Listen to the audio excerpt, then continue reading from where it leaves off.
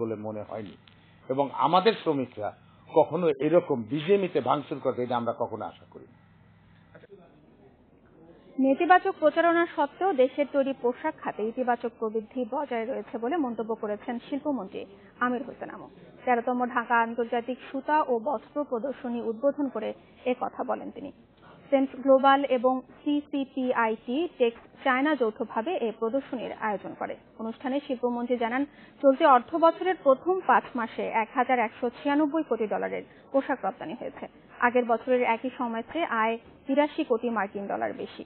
এবারের প্রদর্শনীতে 21টি দেশের মোট 350টি প্রতিষ্ঠান অংশ নিয়েছে। প্রদর্শনীতে একই স্থানে সুতা, denim, knitted fabrics, artificial leather, embroidery, button, zipper সহ পোশাকের বিভিন্ন উপকরণ দেখার সুযোগ পাবেন দর্শনার্থীরা।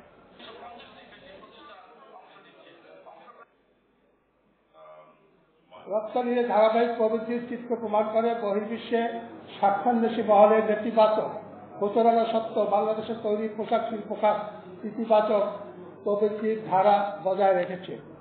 বাংলাদেশের আর্থসামাজিক অগ্রগতি তৈরি পোশাক শিল্প গুরুত্বপূর্ণ ভূমিকা রেখে আসছে।